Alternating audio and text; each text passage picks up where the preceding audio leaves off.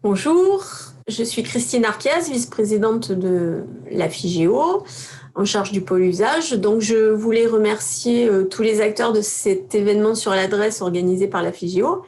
Donc, tout d'abord les inscrits, je crois que vous êtes 150. Je remercie aussi les intervenants qui ont accepté de témoigner dans ce premier webinaire qui devrait être suivi de plusieurs autres.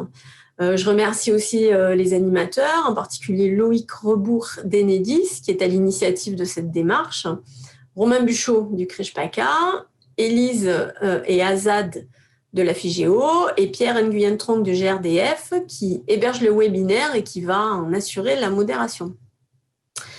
Deux mots sur la FIGEO en introduction de cette séance. Donc, c'est une association ouverte qui a pour objet d'accompagner le développement du secteur de l'information géographique en France et à l'international. Donc, la FIGEO, c'est près de 200 adhérents qui sont issus de structures publiques. Donc, ça va de l'EPCI au ministère en passant par les grands établissements publics. C'est également des entreprises de plus en plus et des acteurs du secteur de la recherche et aussi des citoyens qualifiés. Donc aujourd'hui, la FIGEO est connue et reconnue pour sa capacité à fédérer et représenter l'écosystème de la géodata dans toute sa diversité. Elle est connue pour l'organisation des Geodata Days, dont les derniers se sont tenus à Montpellier en septembre, pour l'animation du réseau des CRIJ, et également pour ses travaux et sa contribution à des grands chantiers stratégiques en lien avec l'information géographique, comme celui de l'adresse qui va être abordé dans le séminaire d'aujourd'hui. Donc, sur ce sujet, la FIGEO a débuté ses travaux de veille, de suivi, de valorisation des initiatives nationales et locales en 2010, donc il y a une dizaine d'années, et a notamment permis des avancées techniques, surtout sur la base adresse nationale. Donc, nous disposons donc d'une bonne connaissance de l'état, des opérateurs et des enjeux autour de l'adresse. Alors, l'organisation de ce webinaire part d'un constat, celui qu'il n'y a pas une démarche unique vers une base adresse unifiée, mais plusieurs démarches qui avancent plutôt par à-coups. Alors, le projet national de base adresse unique, de BAN unifié, qui a été initié en 2014 entre les grands opérateurs de l'adresse, a permis des avancées importantes, mais à ce jour, il a pas abouti, notamment en termes de contenu, mais surtout en termes de gouvernance. Et si on regarde l'échelon local, les partenariats locaux, notamment les plus aboutis, n'ont pas forcément trouvé d'écho aujourd'hui au niveau national.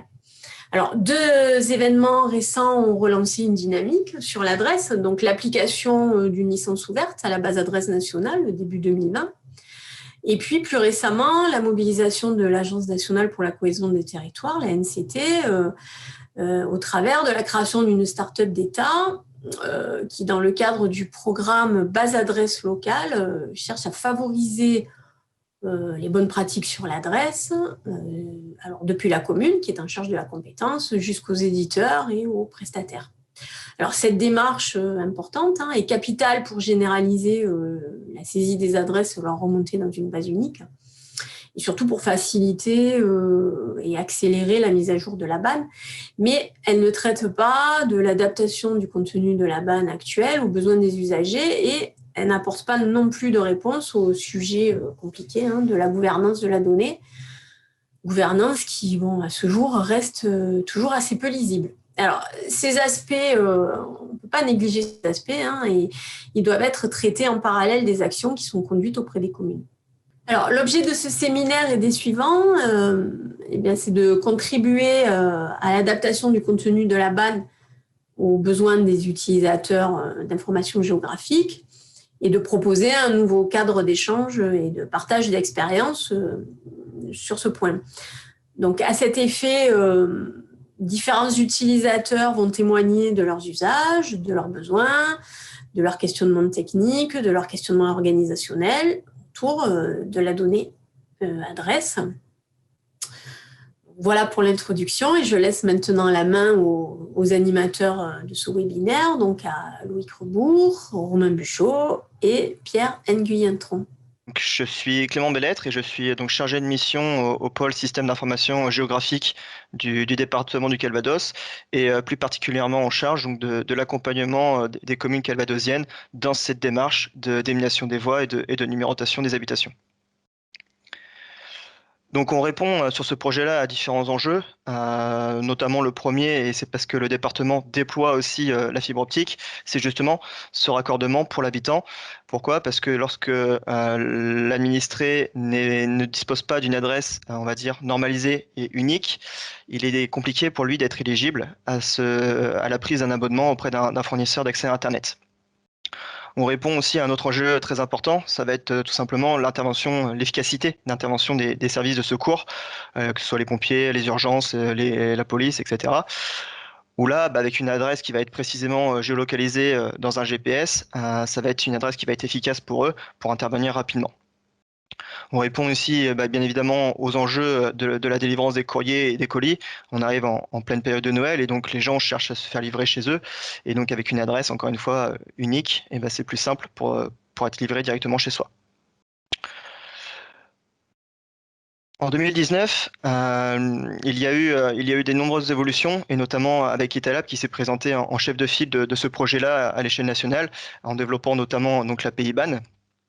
Et le rôle de la commune qui s'est affirmé aussi avec la possibilité de publier donc, des bases REST locales, donc sous un certain format, une certaine standardisation, via notamment le groupe de travail de l'association des ingénieurs territoriaux de France. Et puis aussi également la mise en place d'un MOOC adresse, donc des cours en ligne développés notamment par la Crige Normandie, où là l'objectif était vraiment de proposer aux communes une sensibilisation sur les enjeux de l'adresse, les clés de compréhension sur comment normaliser son projet, et puis différentes billes pour aussi pouvoir publier facilement et efficacement ces données adresses-là. Le contexte dans le Calvados, il est assez compliqué au niveau de l'adresse, puisqu'on a un département assez rural, et du coup, on est encore sous une bonne partie du département sur des adresses qui sont dites au lieu dit, sous forme de hameaux, où du coup, on n'a ni nomination de la voie, ni numérotation des habitations. Et du coup, l'adresse n'est forcément plus unique, puisque sous le hameau, on a peut-être une dizaine, une vingtaine d'habitations qui sont sous la même adresse. On a également une problématique de communes nouvelles où le département il a connu pas mal de fusions de communes avec aussi des grosses fusions puisqu'on parle de communes parfois de plus de 20 communes déléguées et du coup en fusionnant ils ont eu la problématique de doublons dans les noms. Plusieurs rues de l'église, plusieurs rues de la mairie ou plusieurs rues des écoles par exemple. Jusqu'à il y a peu, il n'y avait que 3 bases adresses locales déposées dans la BAN, donc que ce soit Hérouville, Com ou Ducy-Sainte-Marguerite. Et du coup, c'était quand même relativement peu sur un département qui compte 528 communes. Donc nous, nos objectifs, c'est vraiment de disposer 100% d'adresses uniques d'ici quelques années, d'ici l'horizon 2023. Donc vraiment toutes les voies qui peuvent desservir une habitation qui soit nommée et toutes les habitations qui puissent être numérotées. L'objectif pour nous, c'est également de faciliter cette normalisation des adresses par les communes et de favoriser la publication des bases adresses locales par les communes également. Donc le projet BAN, il est porté par l'État, mais cependant, la compétence, elle est bien communale. C'est bien à la commune de procéder à cette dénomination des voies et cette numérotation des habitations. Et donc il y avait un vrai besoin de relais entre la commune et l'échelle nationale, pour justement avoir aussi cette proximité auprès de la commune, pour lui fournir aussi les clés de compréhension, les clés pour normaliser correctement son adresse. Et puis il y a aussi un besoin sur le volet financier. Sur le département du Calvados, comme je le disais, on est sur des nombreuses communes rurales. Et ces petites communes-là n'ont pas forcément un budget très, très large pour pouvoir financer l'achat des panneaux de rue et des plaques de numéros. Et donc, il y avait aussi un vrai soutien à fournir sur ce volet financier. Donc, pour cela, le département du Calvados a fourni une aide à ces petites communes rurales, qui est donc l'aide de l'APCR. Donc l'approche sur le département, très largement, donc on a un accompagnement technique au sein d'un réseau d'expertise qui s'appelle Calvados Ingénierie, où là on apporte vraiment une expertise dans certains domaines métiers, que ce soit l'urbanisme, que ce soit le SIG, la gestion de l'eau, l'environnement, etc. On a également donc un portail, un guichet unique départemental qui propose justement la consultation de tout un tas de données, que ce soit la donnée cadastrale, que ce soit les données des documents d'urbanisme, l'adresse qui nous concerne plus particulièrement, ou que ce soit la DUCI ou les réseaux. Et le troisième volet, c'est l'accompagnement sur le volet financier, où là on vient financer certains projets d'aménagement ou plus particulièrement dans le cadre de l'adressage, d'achat du matériel. Donc concrètement, on propose à la commune un accompagnement via ce réseau d'expertise de Calvados Ingénierie, où là on va leur proposer différentes formations aux règles de normalisation. On va leur proposer un diagnostic territorial pour faire déjà un état des lieux des adresses sur leur territoire. Tout un support aussi, que ce soit technique ou méthodologique. Et puis, on les remet à disposition différents modèles de documents, que ce soit des documents administratifs, des libérations, certificats de numérotation, arrêtés, ou de communication, où là, on va leur proposer des modèles de courrier, des petits dépliants pour faciliter les démarches auprès des citoyens de changement d'adresse. Donc voilà, tout un tas de documents aussi qui sont également mis à la disposition des communes. L'accompagnement, il est aussi centré sur le développement d'un portail cartographique départemental, vraiment un guichet unique pour la commune, qu'elle puisse donc saisir ses adresses, donc saisir ses voies et saisir ses numéros, et ensuite faciliter cette remontée de l'information. Donc il y a différentes fonctions qui sont directement intégrées dans l'application, que je laisserai mon collègue Jérémy Horry vous présenter dans la présentation suivante. Et donc on a tout un tas de fonctions qui permettent de faciliter cette saisie de l'adresse par l'utilisateur. Comme je disais tout à l'heure, donc on accompagne la commune sur la saisie, mais également sur le volet financier, où là on va leur proposer une aide via la PCR à hauteur donc de 50% sur cet achat de plaques et de numéros. Et donc c'est une aide qui va concerner en particulier donc les communes de moins de 2000 habitants, ainsi que les communes nouvelles. On a juste une petite dépense plancher à 1000 € pour aussi financer des projets suffisamment importants. Donc aujourd'hui, sur le Calvados, on accompagne une bonne centaine de communes qui sont à diverses étapes du projet, mais voilà, ça fait déjà un certain nombre de communes accompagnées. Et donc concrètement, dans l'application, lorsque la commune a terminé sa saisie, on retrouve donc les différentes voies qui sont créées par la commune et les différents numéros qui sont apposés bien aux entrées des habitations. C'est vraiment à partir de cette saisie-là qu'on va pouvoir faire remonter et publier les adresses, en particulier dans la base adresse nationale, mais également aussi par des API, par des flux de transfert directement vers d'autres organismes. Et je laisserai encore une fois mon collègue Jérémy Horry vous présenter ça plus en détail. Donc là, aujourd'hui, on est à une douzaine de communes publiées directement sur adresse.data.gouv qui permet donc d'alimenter cette base adresse nationale, ce qui représente environ 6000 points adresse et environ 600 voix. Ces données sont bien publiées donc au format de BAL qui a été développé par le groupe de travail sur l'ITF. On a cette évolution qui va arriver ou qui même est arrivée depuis très récemment sur un nouveau format, une nouvelle standardisation de cette BAL 1.2 du coup. Et donc on fera bien sûr évoluer l'outil en conséquence afin de toujours publier les données sous le dernier format demandé. Et donc pour conclure, voilà, l'adressage, donc c'est vraiment un accompagnement qu'on propose aux communes du début à la fin. Et il y avait un vrai besoin de proximité à la commune. Donc là, après, la question c'est aussi est-ce que l'échelle départementale est vraiment la bonne échelle pour répondre à ça? En tout cas, on sert vraiment de relais entre la commune et l'État Et du coup, la commune a accès à vraiment un référent local, la possibilité de s'appuyer dessus pour y poser directement ses questions, pour lui poser directement des cas concrets sur le terrain, voilà, quelle situation, quelle solution apporter à quelle situation. Et puis la possibilité du coup d'accéder à ce portail, à ce guichet unique qui permet la saisie efficace, je pense, automatisée des adresses directement dessus. Et puis, comme je le disais, il y a cet accompagnement aussi financier qui est proposé aux communes.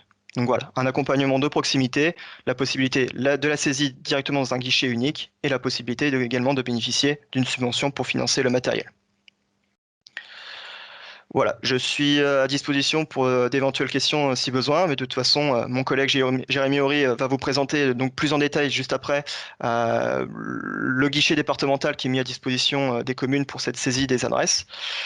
Et voilà. Deux questions. Est-ce que sera abordée la diffusion au GPS? Alors, je ne sais pas ce que c'est que les GPS. Et deuxième question, pour le portail cartographique, quel outil utilisez-vous? Alors, mon collègue, là, Jérémy Horry, va présenter ça plus en détail dans la présentation suivante, mais on s'appuie donc sur des briques logicielles en open source, donc que ce soit QGIS, que ce soit Lismap, que ce soit du QGIS Server, et du coup, en fait, on publie une application web accessible aux communes directement via ordinateur, via Internet, quoi. Ok, et une dernière question, bientôt l'export BAL suffira? Plus besoin de doubler avec un partage des défis S10 Calvados. Tout à fait. Je pense que c'est aussi le sujet de discussion, aussi l'intérêt de webinaires comme celui-ci. C'est voilà, l'objectif de la base nationale, c'est aussi qu'elle soit utilisée et partagée par tout un chacun, que ce soit les différents organismes institutionnels, que ce soit les entreprises, que ce soit les administrés. Et du coup, peut-être que c'est pas forcément encore le cas aujourd'hui, et je pense que encore maintenant, on a besoin de ces envois complémentaires pour une meilleure intégration de l'adresse. Le but d'une adresse, c'est qu'elle soit le plus efficace possible, et pour cela, il faut qu'elle soit connue et reconnue par un maximum de systèmes d'information. Allez, je prends une dernière question et on va enchaîner. À quelle fréquence reversez-vous les données sur la BAN? Alors aujourd'hui, c'est un transfert automatique qui est fait toutes les semaines. Donc à partir du moment où la commune a validé son projet dans notre outil, à partir du moment où voilà, on dit cette commune-là a terminé, les données sont reversées donc sur adresse.data.gouv tous les week-ends. Après l'alimentation BAN, du coup, si je dis pas de bêtises, c'est pareil, ça doit être toutes les semaines aussi. Donc là, c'est Etalab qui s'en occupe, qui va chercher les adresses sur adresse.data.gouv et qui permet d'alimenter la base adresse-nationale. Ok, merci Clément. Il y a encore des questions sur la rediffusion vers les applis de navigation routière, Google Maps Web, mais je pense qu'on y reviendra. Les données étant ouvertes, j'imagine que ces services se servent directement là où elles sont déposées. On enchaîne tout de suite avec Jérémy. Oui, juste pour compléter quand même juste sur la question, est-ce que le format BAL suffit en fait pour l'envoi à la BDFIP? Je vais vous le présenter maintenant, mais ce qu'on fait, c'est qu'on n'envoie pas juste une balle, en fait, c'est qu'on envoie aussi des données enrichies. En fait, on croise les données en interne avec la matrice cadastrale, et en fait, on envoie les données sous forme de service web à la BDFIP, mais avec un format qui est vraiment demandé par la BDFIP et qui permet de récupérer notamment en fait le code Rivoli et certains codes de la voix en fait présents dans les données magiques, qui aujourd'hui n'existent pas dans le format BAL. Voilà, c'était juste pour compléter pourquoi on fait ça comme ça. Avant de commencer, je vais me présenter. Donc, je suis Jérémy Horry, je suis responsable en fait du pôle système d'information géographique au département du Calvados. Et comme vous l'a présenté en fait Clément juste avant, on a engagé une démarche d'adressage, notamment sur notre guichet départemental. Et donc, c'est ce que je vais vous présenter maintenant. Donc, je reprends la slide de Clément. Clément vous a présenté en fait en détail les trois composantes de notre accompagnement. Donc, l'accompagnement technique dans le cadre de Calvados Ingénierie, le portail cartographique départemental et l'aide financière pour encourager les communes à s'engager dans une démarche d'adressage. Moi, là, je vais vous présenter vraiment la partie cartographique et la partie, on va dire, outillage, comment la commune saisit ses adresses dans l'application. Alors déjà, dans un premier temps, pour bien comprendre comment est née cette problématique adresse au sein du département, ce serait de vous présenter aussi le portail cartographique. Aujourd'hui, on a mis en place depuis maintenant 2018 un portail unique qui regroupe un ensemble d'informations allant du cadastre, en passant par les documents d'urbanisme, les données de ECI, mais aussi les données réseau d'énergie, mais aussi les données environnementales qu'on peut trouver sur Carmen au sein d'un portail unique. L'idée, c'est que pour une commune, c'est qu'elle retrouve en fait toutes les informations géographiques sur son territoire directement sur le même portail. Et donc très rapidement, c'est posé la question pour nous, quand on s'est attaqué à l'adresse, de comment on fait pour intégrer la composante adresse sur ce portail départemental. Alors, les questions qu'on s'est posées, c'était, en gros, comment faciliter la saisie des adresses par la commune directement sur le portail. Donc, dans ce contexte-là, en fait, on a décidé d'implémenter les règles de l'adressage et des fonctions de contrôle directement dans le portail cartographique, mais aussi d'y intégrer en fait, des outils de gestion administrative dédiés aux besoins d'adressage. Donc, Clément vous en parlait tout à l'heure, en fait, mais il y a le certificat de numérotation, la délibération, voilà, d'avoir des outils en fait, qui permettent de faciliter le travail pour la commune. Et puis enfin, dans un troisième temps, on s'est dit aussi qu'à partir de ce portail, ce qui serait intéressant, ça serait de permettre de partager plus facilement les adresses à l'échelle locale, et notamment avec les partenaires locaux. Alors je vais vous présenter en fait les trois parties de manière successive, notamment à travers des vidéos. Vous me dites si vous voyez bien la vidéo.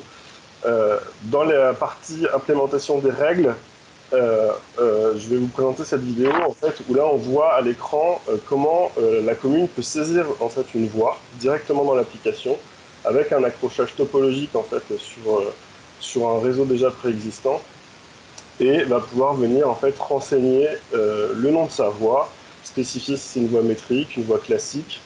Et après, on a mis une fonction de voie verrouillée ou déverrouillée pour permettre de faire de la saisie de points associée à la voie. Là, ce qu'on va voir, en fait, c'est que la personne va saisir un point directement sur la voie associée. Et on voit que le calcul du numéro se fait de manière automatique. Et en fait, il prend en compte à la fois le sens de la voie, mais aussi le côté de la voie. Selon si on se trouve du côté pair ou du côté impair, il va nous proposer en fait, un numéro différent.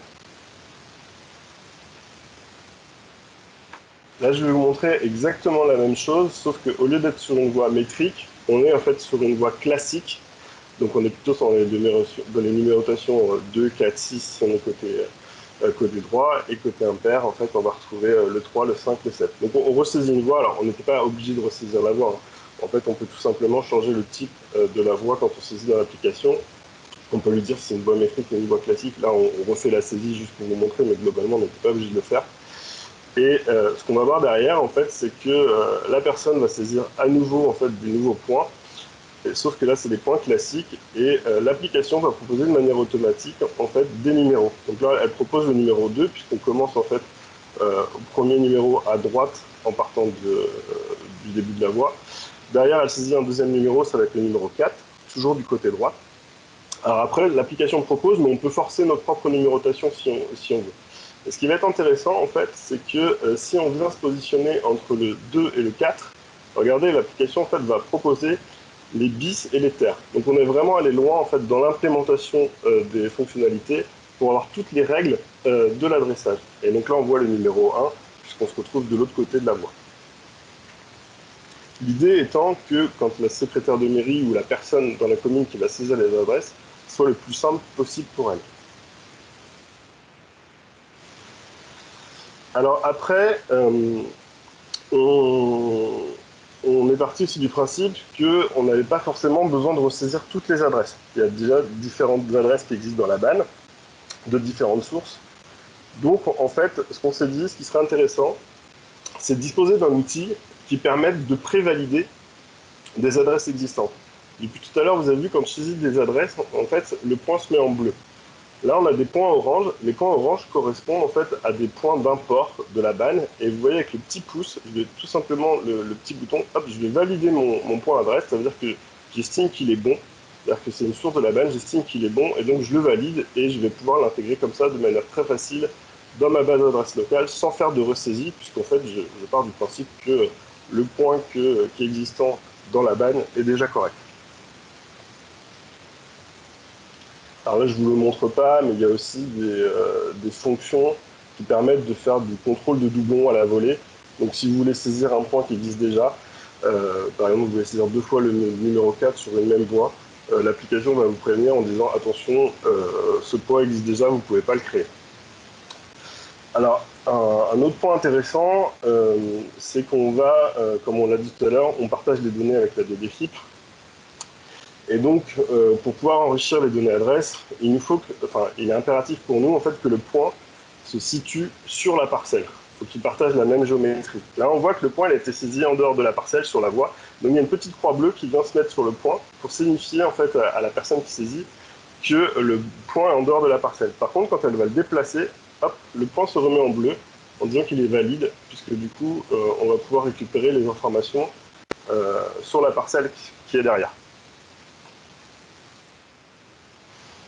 Alors pourquoi c'est intéressant pour nous de partager la même géométrie entre la parcelle et le point? Parce que tout simplement, derrière, on a demandé en fait, à disposer d'outils automatiques pour générer notamment les certificats de numérotation.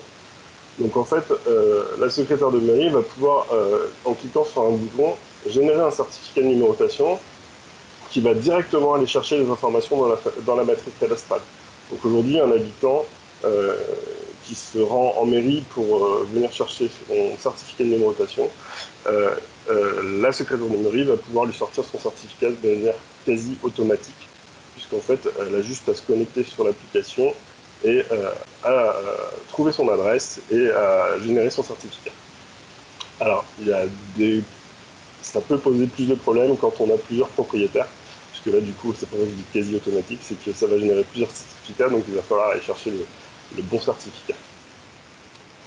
Ensuite, dans les outils de gestion, on a rajouté des exports qui vont permettre, en fait, alors classiquement, on a l'export BAL, on va pouvoir en fait exporter format BAL toutes les adresses saisies, mais aussi on va pouvoir exporter les voies qu'on a saisies dans l'application pour les passer en délibération.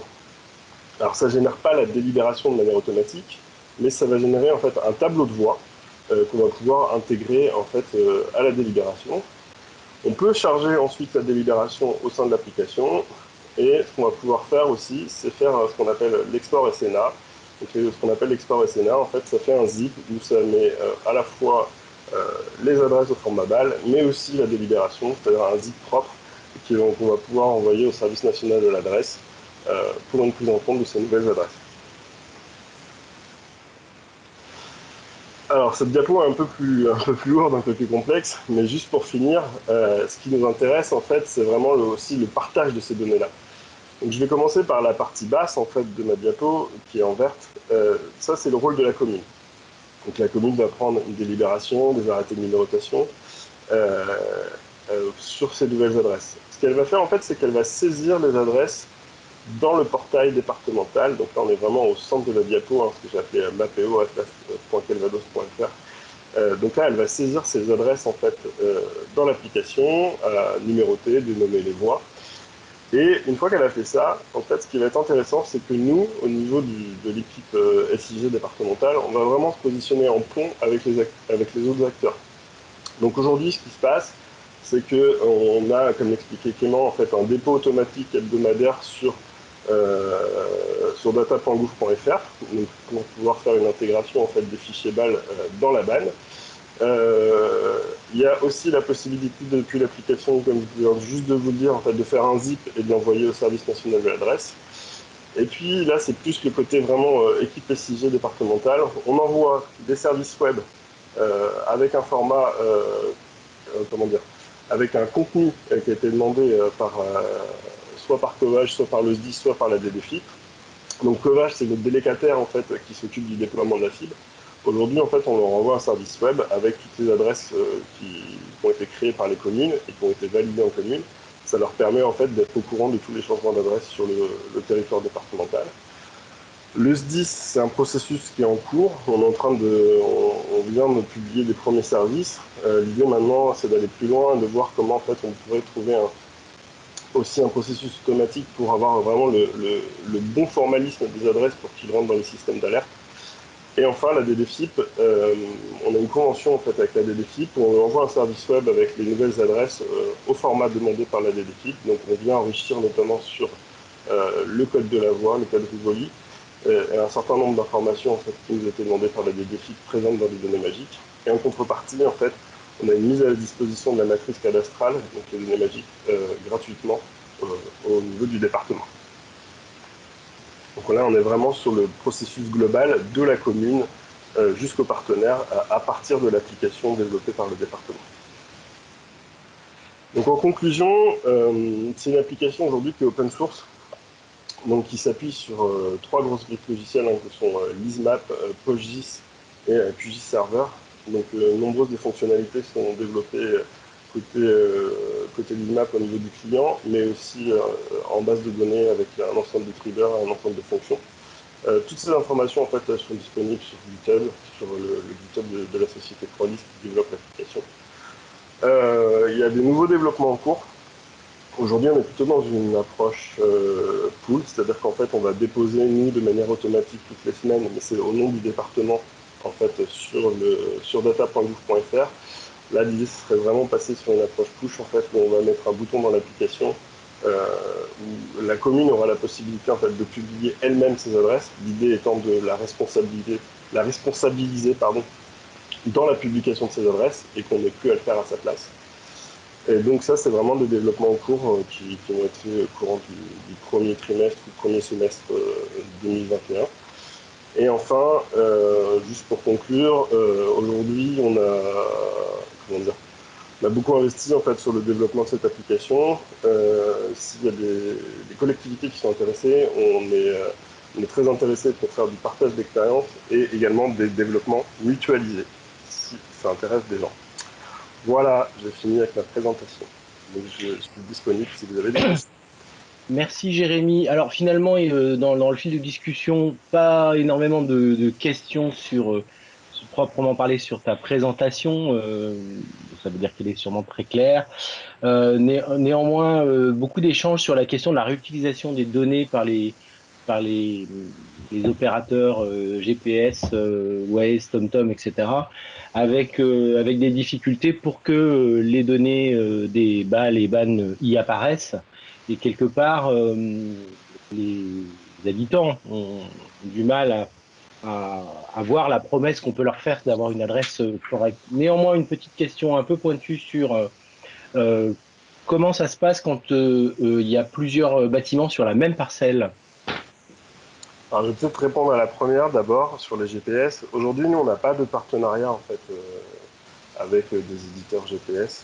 Donc, du coup, on part du principe qu'on publie nos adresses, en tout cas que les communes publient leurs adresses en fait en licence ouverte. Et donc, cette licence permet la libre réutilisation des adresses par les éditeurs, notamment GPS. Mais c'est pas notre rôle en fait de passer des partenariats avec les éditeurs GPS. Notre rôle était plutôt de vraiment assurer tout du moins le partage de l'information à l'échelle locale. En effet, on a des témoignages de collectivités qui ont fait des partenariats directs. Et Jérôme Desbeux de la DINUM qui est présent nous indique qu'il y a des évolutions réglementaires qui devraient aider sur ce sujet-là à venir. Ok. Et donc sur plusieurs bâtiments dans la même parcelle, comment vous faites ? Eh bien, s'il y a plusieurs bâtiments, alors quand tu dis plusieurs bâtiments sur la même parcelle, c'est-à-dire plusieurs bâtiments à adresser sur une oui, probablement. La question est sûrement dans ce sens-là. Oui. On peut avoir ce cas-là, notamment, on peut le rencontrer. Je vais donner un exemple. Nous, on est, comme disait Clément, en fait, on a un département rural. On peut avoir, par exemple, 2 entrées sur une même parcelle pour les bâtiments agricoles. Donc, on va avoir l'habitation d'un côté et puis des bâtiments plutôt dédiés à l'exploitation agricole de l'autre côté. Et donc, dans les conseils qu'on donne aux collectivités, c'est vraiment de créer 2 points adresses.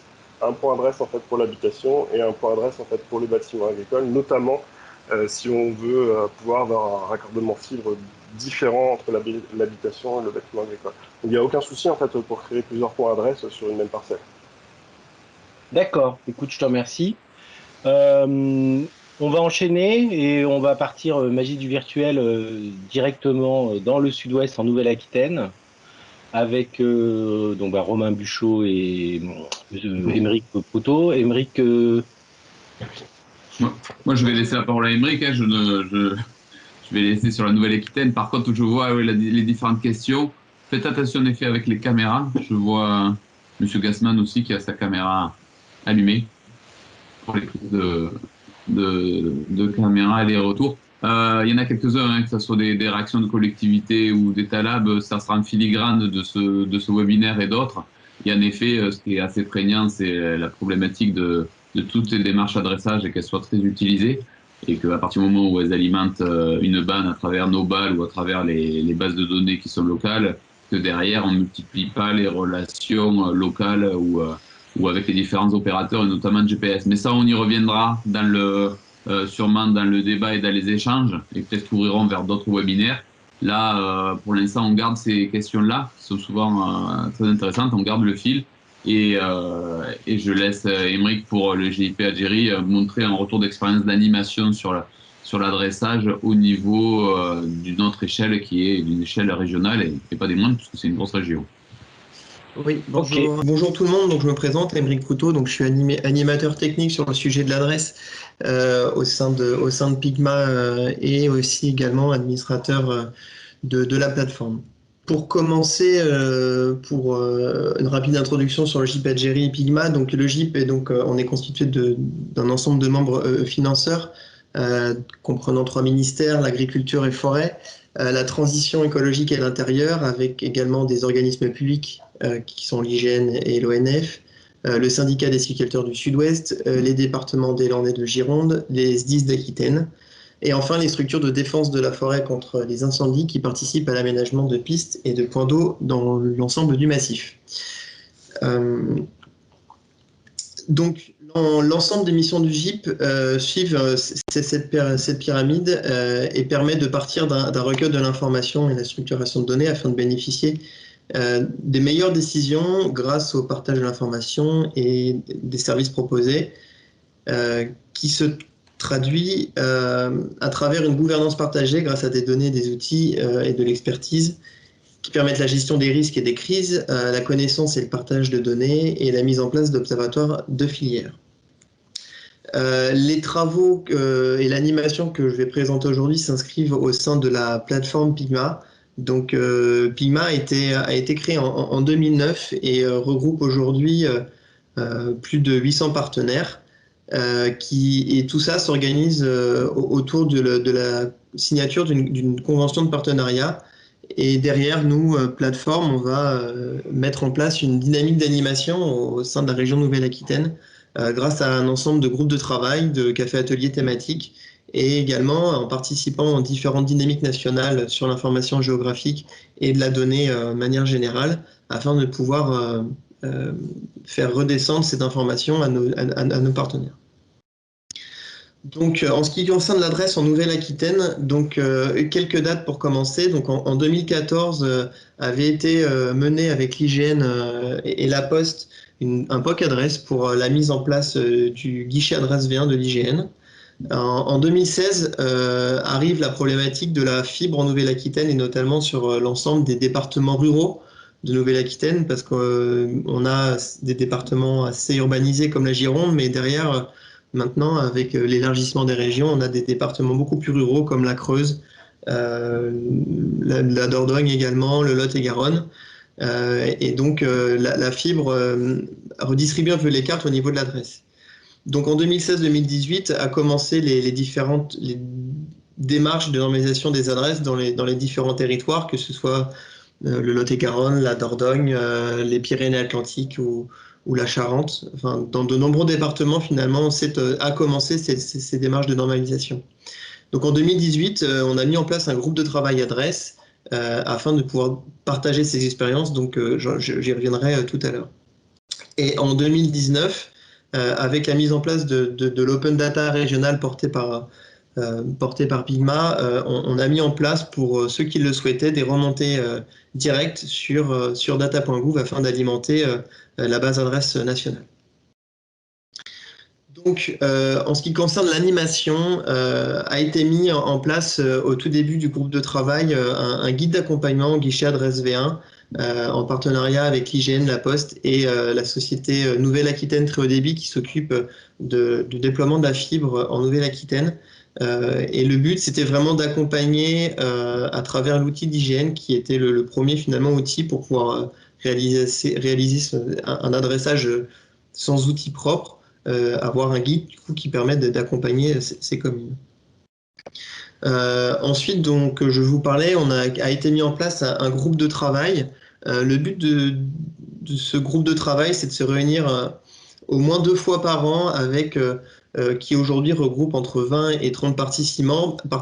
Donc, c'est des participants assez larges qui vont de l'agglo au département, avec autour de la table, du coup, également IGN et Etalab qui est intervenu sur le dernier groupe de travail pour avoir justement des retours nationaux sur l'état de l'adresse.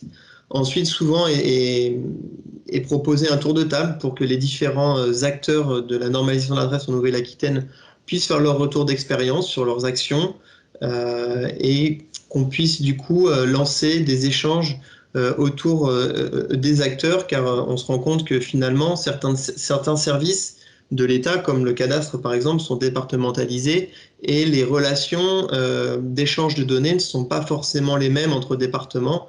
Et du coup, ce groupe de travail permet finalement d'apporter des expériences et de pouvoir faire évoluer certaines procédures dans d'autres départements.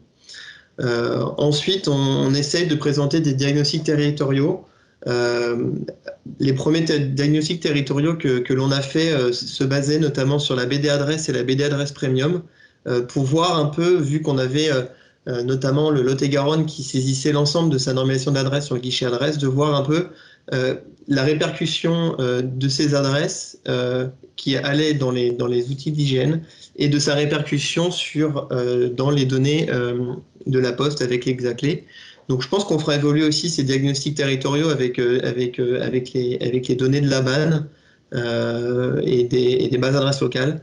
Donc là, on est en train de travailler dessus. Et on présente aussi également les outils qui sont à disposition, qui permettent les échanges. Donc du coup, par exemple, la présentation de notre outil de remontée des bases adresses locales sur data.gouv. Donc là, c'était par exemple un exemple qu'on fait des appuis techniques. Donc ces appuis techniques, ça va être l'analyse et le diagnostic de bases existantes.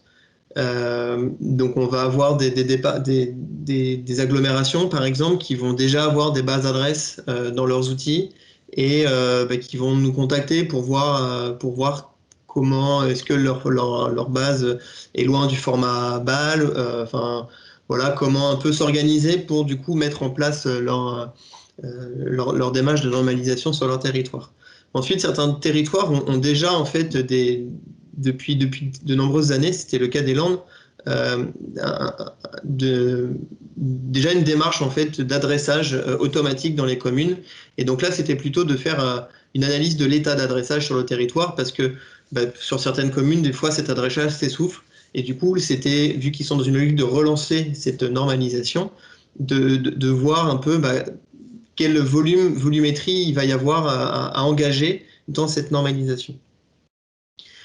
Ensuite, on va réaliser un accompagnement du coup avec certaines communes qui vont être en réflexion sur cette mise en place de normalisation. Donc sur certaines communes, on va les réorienter vers les animateurs locaux d'un département ou d'une agglomération ou d'un territoire qui engage déjà ce type de démarche.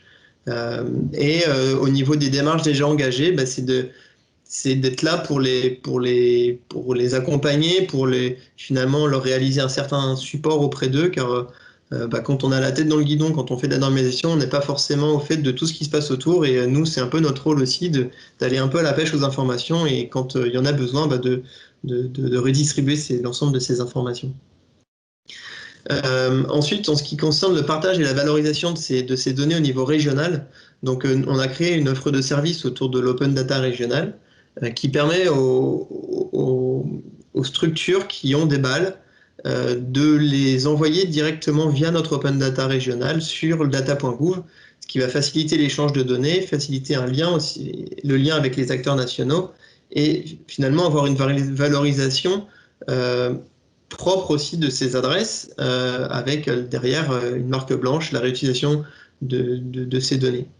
Ensuite, c'est d'avoir un point d'entrée unique avec une visibilité régionale pour automatiser la transmission de données et être bien identifié comme quoi en région, il y a aussi des démarches et qu'on essaye de centraliser un peu ça sans oublier forcément le côté national. Et ensuite, mission historique du GIP, c'est finalement le travail avec les SDIS et on mène une action assez importante finalement de transmission de toutes ces adresses aux différents SDIS parce que finalement l'adresse c'est une thématique importante dans la sécurité et dans l'assistance aux personnes. Et si on n'a pas une bonne adresse, finalement, les secours pourront avoir des soucis pour se rendre chez nous. Donc on mène vraiment ce travail important auprès des SDIS pour qu'ils aient la donnée la plus à jour possible sur l'adresse et qu'ils essaient d'avoir le moins de manque possible.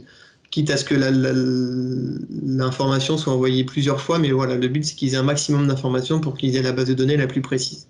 Et on essaye aussi du coup d'envoyer des documents officiels qui permet aussi de vraiment vérifier que l'adresse est bien existante.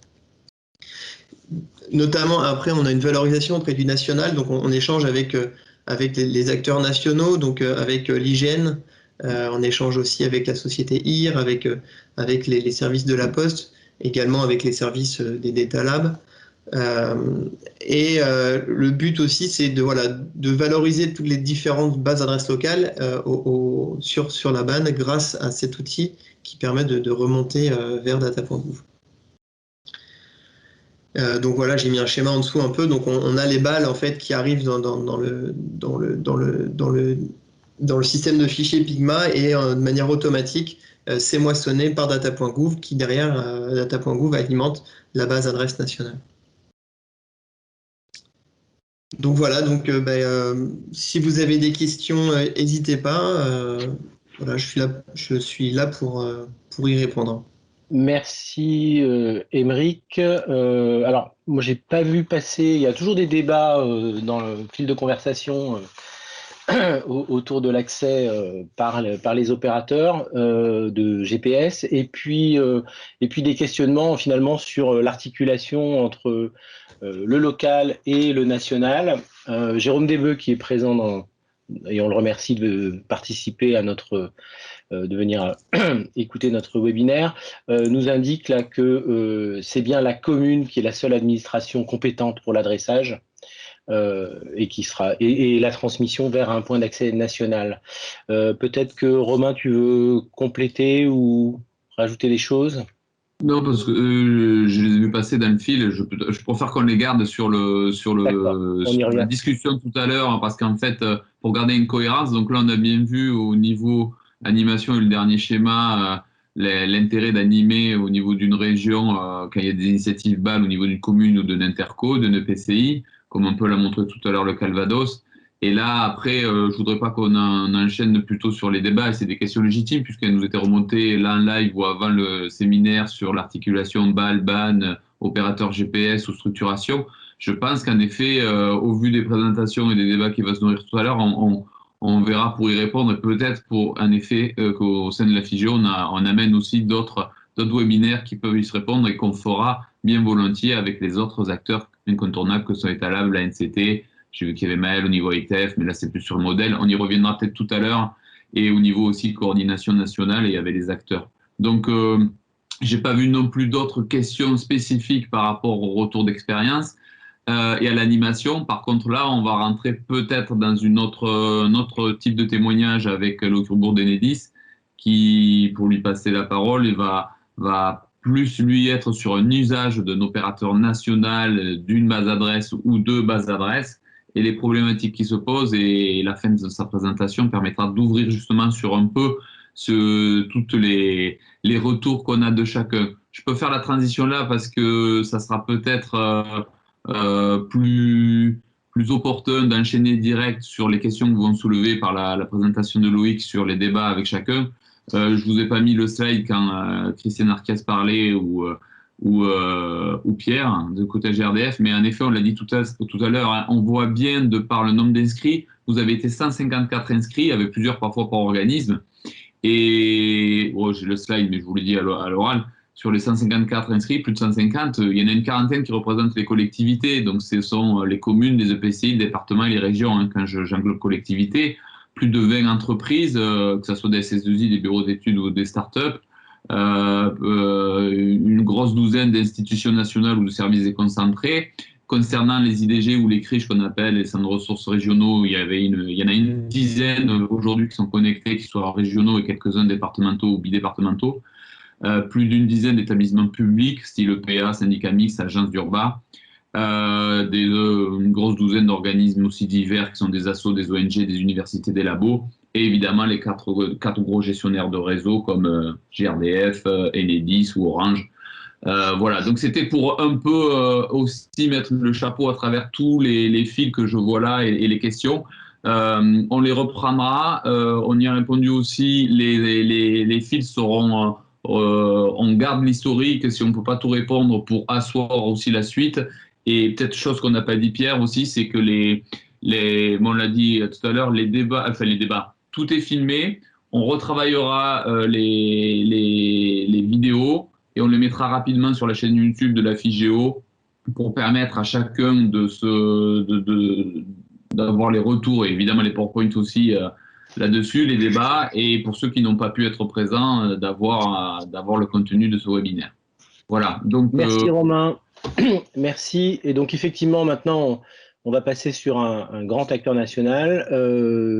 Loïc, si tu veux, tu partageais ton écran, éventuellement tu ouvres ta caméra si tu peux.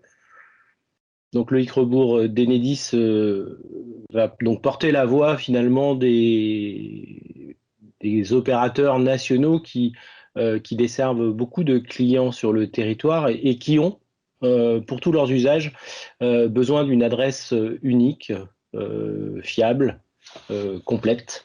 Je m'appelle Loïc Rebourg, je suis à la DSI et je travaille dans un groupe. Excusez-moi, j'ai l'écho, je règle encore un petit peu. Je travaille dans un groupe de travail localisation transverse qui illustre qu'on a beaucoup d'usages de l'adresse et des préoccupations que je vais essayer de vous partager aujourd'hui. Alors, premièrement, de par l'activité d'Enedis pour la distribution,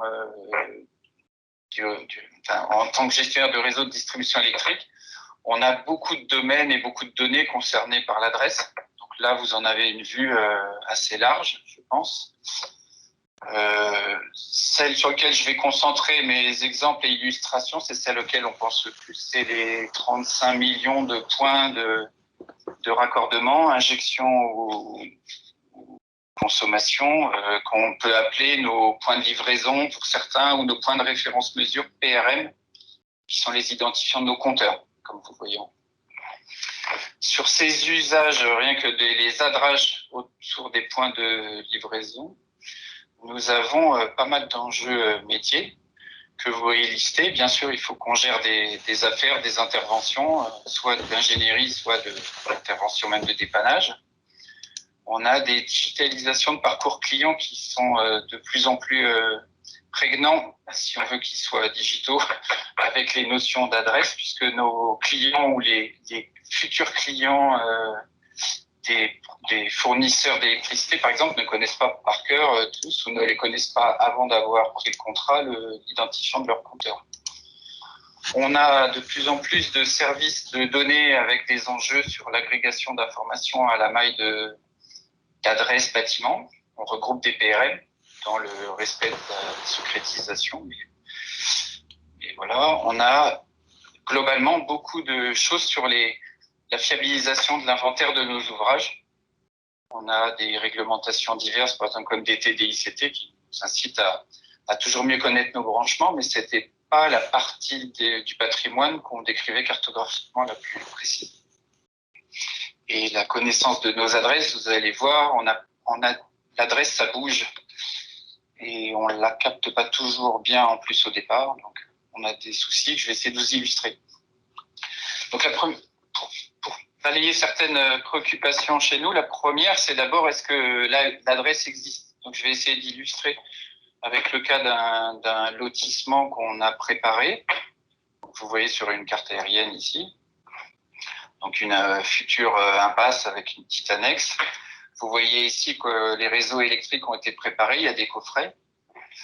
Concrètement, dans nos outils, on a décrit le patrimoine réseau, et là c'est la grande échelle que vous voyez. Donc en classe A, on décrit les tronçons, les coffrets, les liaisons réseau, en précision exigée.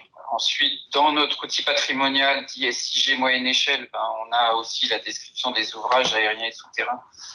Et ça nous sert pour beaucoup d'actions, y compris les calculs ou la gestion patrimoniale et les liens avec les immobilisations.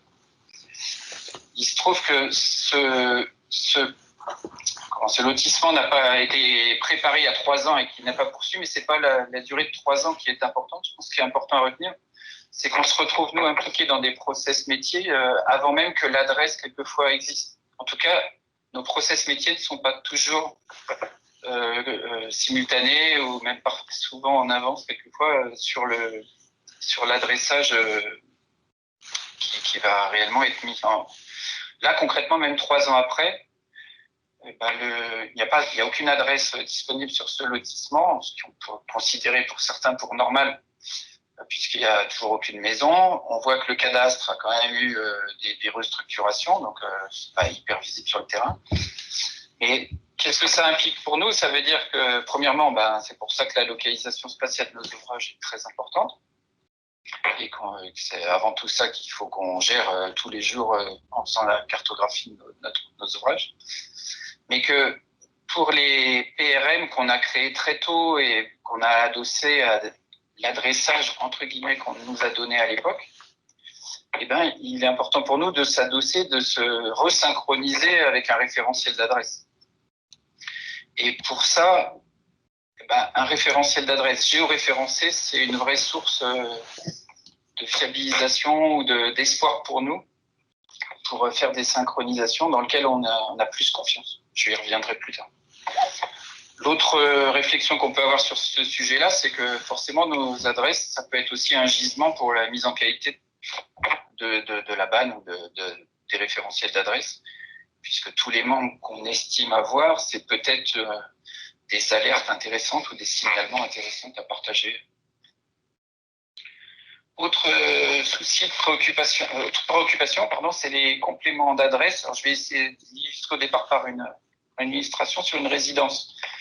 Donc là, il s'agit d'une résidence avec 8 immeubles, accessibles par une voie privée et 2 entrées. Donc ces 8 immeubles sont alimentés, les appartements bien sûr, par Enedis, et on câble les réseaux et les compteurs se retrouvent dans les appartements. Donc pour nous, c'est important de distinguer bien ces 8 appartements. Ces 8 immeubles, pardon, et je ne sais pas combien il y a d'appartements. Et ce qu'on peut constater, c'est que ce lotissement, il est alimenté, on y accède par 2 entrées, comme tout à l'heure on évoquait dans des cas ruraux, avec une entrée principale connue des gens qui est considérée avenue Charles de Gaulle, que vous voyez à peu près ici et qui serait ici. Dans le constat qu'on fait nous actuellement quand on étudie que ferait-on avec la BAN, premièrement, il y a une adresse censée 8 sous-adresses. On a une position, j'ai jamais bien compris comment elle a été positionnée, mais je qualifierais d'approximatif parce que pour les habitants de cette résidence-là, l'entrée, elle est plutôt ici et pas là. Là, c'est un mur le long de cette avenue. Et puis, vous avez l'IGN qui a mis 8 positions. Voilà. Mais en l'occurrence, finalement, cette position de l'entrée vue des habitants, elle est ici. Donc, il y a un concept d'adresse. Les derniers commentaires, dans notre base, quand on s'appuie sur le référentiel des SNA, il y a bien 8 compléments présents dans le SNA. Donc, ce cas réel, il illustre pour nous une préoccupation que je qualifie sur la documentation théorique actuellement, le cas théorique servant à la documentation de la BAN, c'est le besoin de mieux distinguer ou de gérer explicitement et non pas implicitement les 2 cas différents que sont un 12 et un 12 bis d'un côté de la voie et le cas du 15 qui a un 15A et un 15B. Donc ça implique ce structuration, on pense, un peu différente actuellement, avec quelques évolutions. Et surtout, une gestion de la relation mère-fille qui serait très utile et qu'on retrouve dans les normes d'adresse assez couramment. L'autre point, c'est vraiment, encore une fois, là, je pense que ça illustre aussi que l'utilisation de signalement pour ces sujets-là, pour les clarifications, est utile. On est à 100% d'accord qu'il faut remettre les communes au centre de la gestion des adresses. Par contre, peut-être les aider par tous les utilisateurs qui sont confrontés à des problèmes de qualité, c'est aussi une manière de les aider à faire cette mission. Troisième préoccupation, c'est la fusion des communes. Alors, on n'est vraiment pas les seuls, hein, bien entendu, comme pour les sujets des compléments. Mais pour illustrer, ayant en tête notre exemple tout à l'heure du lotissement, on a vraiment beaucoup de cas où l'adressage bouge.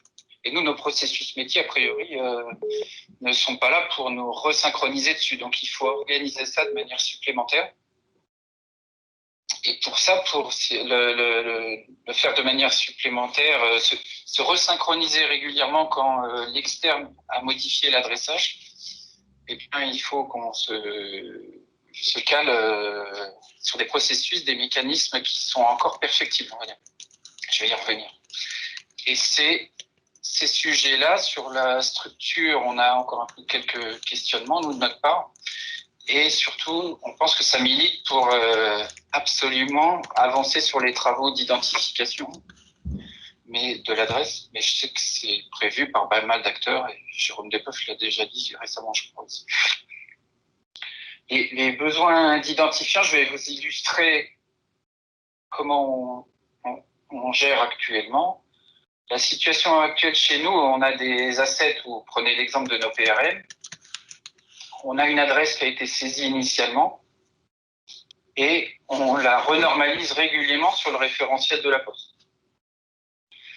Moi, je considère le système imparfaitement parce que ça veut dire qu'à chaque nouvelle publication ou à chaque fois qu'on va chercher plutôt le référentiel de la Poste, on renormalise systématiquement notre stock. Et on n'oublie jamais complètement l'adresse saisie initialement parce qu'on n'est jamais complètement confiant dans ce système de normalisation. Et accentué par les problèmes de fusion de communes, par exemple, des choses comme ça. Donc, notre besoin pour basculer sur un autre référentiel, et là, j'ai clairement mis la banne parce que nous, on se projette clairement vers l'utilisation d'un référentiel ouvert, partagé en licence ouverte.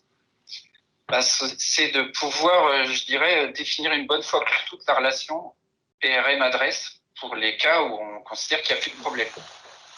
Et d'ensuite, grâce à un système d'identifiant, pouvoir récupérer de manière efficace sur de plus en plus de PRM les évolutions qui surviennent, à savoir les renommages de voies, les relations entre voies-adresses quand on améliore, les mises en qualité, etc. Je pense que les acteurs nationaux, y compris même ceux qu'on a cités là dans les grands opérateurs mondiaux, l'absence d'identifiants, ils doivent avoir les mêmes soucis que nous. Mais s'ils arrivent à se synchroniser, on a peut-être les moyens. Nous, on a beaucoup de problématiques associées à ça. Il faut qu'on y voit plus clair, je pense, pour les identifiants, pour pouvoir réellement basculer dans une synchro comme on la souhaiterait. Autre sujet de réflexion chez nous, c'est la gestion adresse au bâtiment. Donc, bien entendu, on s'occupe d'alimenter des locaux. Donc, on utilise un adressage que je qualifierais au sens complet.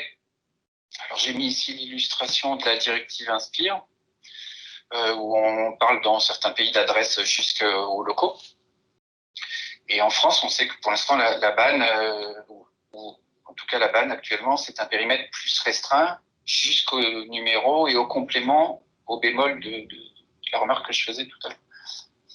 Donc, nos préoccupations en fait sur ce sujet-là, c'est premièrement, il y a un périmètre actuel de la BAN sur lequel on aimerait se caler déjà. Pour ça, on a deux sujets. C'est de se recaler en interne, ce que je dirais pour parler en norme AFNOR, entre ligne 3 et ligne 4.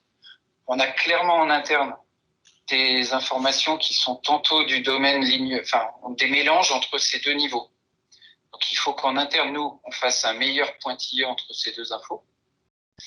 Mais en même temps, on le fera beaucoup mieux si le référentiel externe de la BAN le gère aussi proprement, et ça nous semble indispensable. D'ailleurs, c'est prévu dans les normes comme ça. Je pense que ça a du sens. Le dernier point, pour revenir à l'identification interne bâtiment, c'est pour les mises en qualité de ces choses-là, on voit et on constate qu'on n'est pas les seuls gestionnaires. GRDF n'est pas loin, et je sais qu'on a partagé déjà sur des sujets comme ça, mais il y en a d'autres. La mise en qualité de ce sujet-là, on est persuadé qu'on n'y arrivera pas seul et qu'on serait mieux à partager ces choses-là. Mais tout en s'articulant avec le niveau du dessus, avec la BAN, même dans le périmètre actuel. Dernier sujet de ma présentation, qui est peut-être pas le plus simple, c'est concernant deux sujets qui, je trouve, sont souvent présentés de manière distincte ou séparée, alors que je les trouve extrêmement liés, et ça rend la complexité sur qu'est-ce qu'il faut faire, qu'est-ce qu'il faut décider. Je pense qu'il faut avoir une vue des deux sujets en même temps. Pour commencer là-dessus, une illustration des grands objets externes qu'on est amené à vouloir rapprocher de nos sujets de branchement et de nos compteurs, avec la référence PRM, point de référence mesure, et des lieux de service qui contribuent à alimenter ou à soutirer. On a bien entendu l'adresse avec le niveau entrée, voie et relations mère-fille dont j'ai parlé, mais on a aussi le cadastre, le réseau de transport. On a vu les exemples de voies tout à l'heure dans Normandie. On a la maille statistique IRIS, un gros sujet chez nous qui sont les installations de recherche du véhicule électrique, et puis la relation au bâtiment. Je pense que ces objets-là, alors à des degrés différents, mais sont assez liés, où il y a des interactions entre eux. En tout cas, nous, de notre point de vue, ils sont assez liés, et on pense que le sujet adresse, qui est souvent assez central, mérite d'être clarifié aussi dans la relation avec ces objets-là. Je vais essayer d'illustrer, par exemple, avec le bâtiment. Premièrement, sur la relation bâtiment, ou l'adresse des bâtiments, un premier constat, en tout cas, que je me fais et que je partage régulièrement, parce que chez nous, on a l'impression qu'il pourrait simplifier des choses, c'est que la position des bâtiments, quand je vais regarder les bases adresses publiées, je ne sais pas comment elles sont gérées en interne par les gestionnaires, mais la plupart, elles sont publiées avec des positions quasiment posées sur le bâtiment quand l'adresse concerne un bâtiment. Voilà, ça, j'avais illustré ça en allant chercher péniblement, je dois dire, les services via Inspire. Depuis, j'ai vu qu'il y a des services qui agrègent des choses comme ça sur l'Europe. Vous pouvez vous promener assez régulièrement, vous voyez des positions d'adresse sur les bâtiments. Le deuxième point que ça suscite comme questionnement, c'est pour ce cas des bâtiments, c'est quelle méthode retenue pour les liens ou pour les positions. D'un côté, je peux voir une gestion, il y a une gestion explicite de lien entre l'adresse et le bâti fait par la DGFiP, mais avec un système propre et des identifiants propres qui ne sont pas officiellement ou plus ou moins liés au référentiel de la BAN, mais sans être son système cœur d'identification.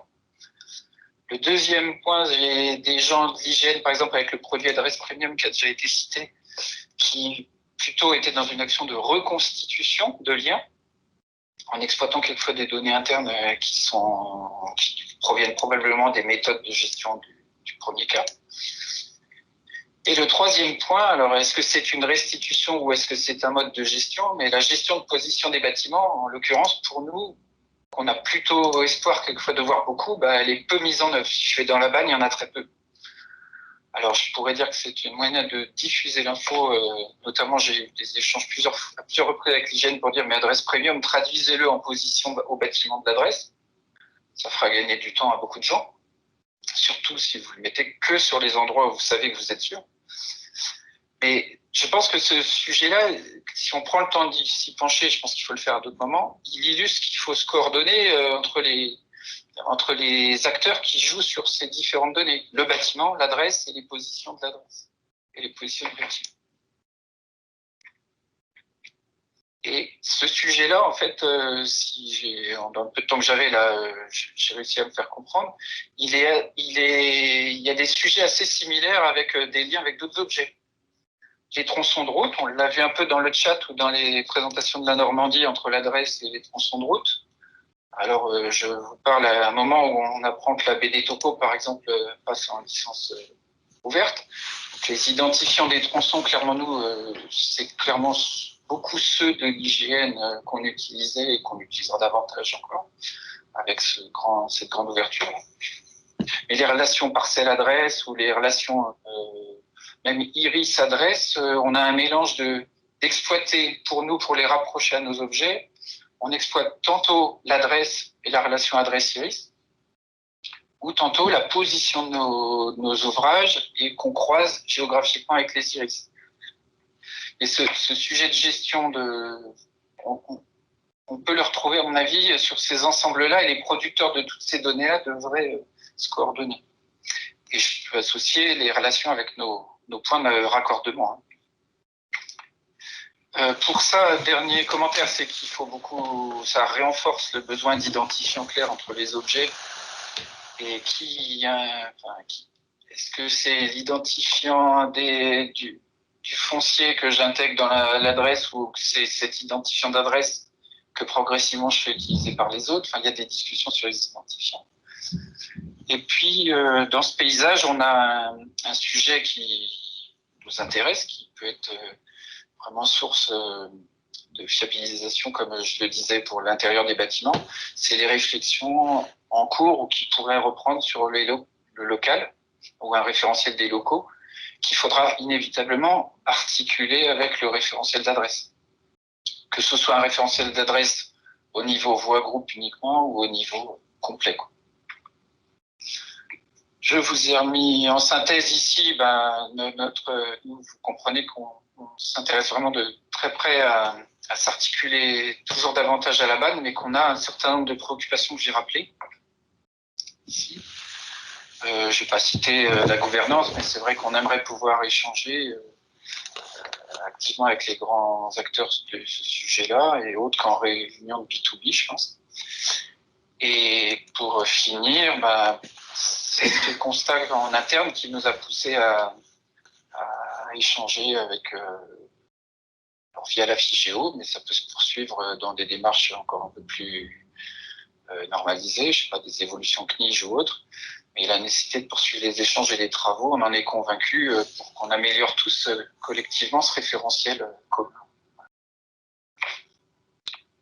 Je vais baisser mon micro parce que j'ai un écho, comme si j'étais sur la Loïc, il faudrait que tu coupes sur ton ordinateur ton micro et ton haut-parleur. Tu crois? Oui. Ouais. Je pense que c'est ça. Qu'il enregistre. Est-ce que tu m'entends? Parfaitement. Écoute, je te remercie pour ta présentation. Je n'ai pas vu de comment ça s'appelle, de questions particulières, si ce n'est une approbation très forte sur la nécessité de référentiels qui discutent entre eux, au-delà du référentiel adresse. J'avoue qu'au titre de GRDF, je m'associe pleinement à ton message. Est-ce que parmi nos participants, là, Émeric, Jérémy, Clément ou Christophe, ou Loïc, pardon, qui est encore là, vous avez pu voir les différentes questions et interrogations? Est-ce que vous avez des réactions en attendant que Romain se reconnecte? Il y a eu un échange en fait sur la position à adopter en fait sur de l'adresse. Est-ce que c'est au bâtiment? Est-ce que c'est à l'entrée? Sur ce sujet-là, en effet, c'est super intéressant. On se retrouve vraiment dans des vrais conflits d'usage de l'adresse en fait, entre, je dirais, plutôt l'adresse technique pour des opérateurs ou des usages plus traditionnels du courrier pour la poste, ou encore pour les itinéraires, pour les GPS. Et on voit bien que dans ces différents usages, en fait, il y a certaines positions qui sont privilégiées à l'entrée, notamment pour les GPS, et d'autres au bâtiment.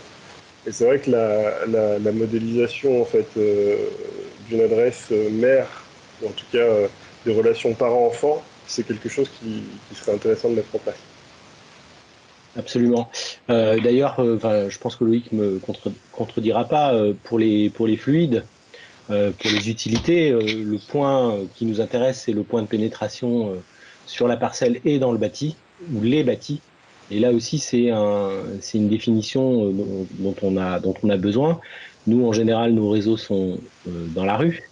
Et donc, c'est ça qui fait le pont avec la nécessité d'un référentiel voie qui soit cohérent et bien associé avec la question de l'adresse, en fait. Si je te permets, Pierre, un commentaire, parce que je ne voudrais pas faire comprendre que je militais juste pour que la position soit sur le bâtiment. Je pense qu'effectivement, pour le cas d'ailleurs que je vous ai montré dans le lotissement, on voit qu'il faut qu'on gère une position de l'entrée dans la voie publique, et puis les positions des bâtiments. Mais en fait, moi, l'important, c'est la relation adresse-bâtiment qu'on doit avoir. Nous, on peut avoir beaucoup de retraitements. On peut expliciter la position sur le bâtiment si c'est ça qui nous intéresse, mais si on a une relation adresse-bâtiment plus explicite. C'est pour ça que j'ai dit que les deux sujets étaient liés.